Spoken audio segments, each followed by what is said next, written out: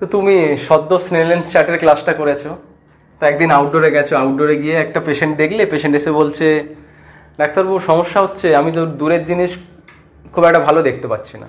তো তুমি বললে আচ্ছা ঠিক আছে, তাহলে 6 মিটার দূরে চলে যান, 6 মিটার দূরে দাঁড়িয়ে এটা পড়ার চেষ্টা করুন, তো দেখুন তো কি দেখতে পাচ্ছেন।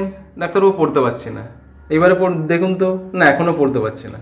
এখন দেখুন তো, পড়তে পারছি না।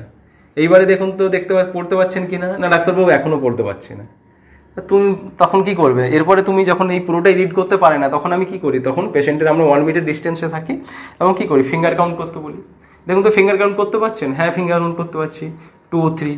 তখন তুমি কি বলবে যে আপনার তো চোখের ভিজুয়াল অ্যাকিউটি অনেক কমে গেছে, তাই আপনি বলছেন খুব একটা বেশি সমস্যা হয় না। তখন পেশেন্ট বলছে না ডাক্তার খুব তো বেশি সমস্যা হয় না। তো তখন তুমি প্রশ্ন করলে তাহলে তুমি এটা রিড করতে পারছো না কেন? সমস্যা যদি না হয় তাহলে তো তুমি এটা রিড করতে পারার কথা। তখন পেশেন্ট বললো ডাক্তারবাবু আমি তো পড়াশোনাই জানি না।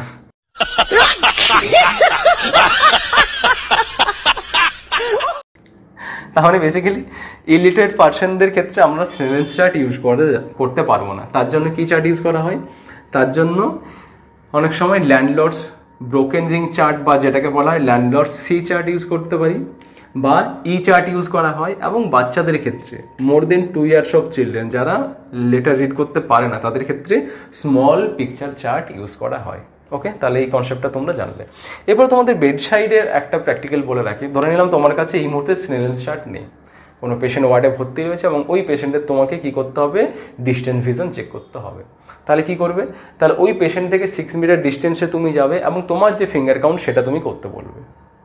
তাহলে ওই 6 মিটার দূরে দাঁড়িয়ে যদি পেশেন্ট তোমার ফিঙ্গার কাউন্ট করতে পারে, তাহলে অ্যাপ্রক্স তুমি ধরে নিতে পারো পেশেন্টের ডিস্টেন্স ভিশন হচ্ছে 6/60, যা একটা রাফলি বা গ্রসলি একটা আইডিয়া তুমি করতে পারো।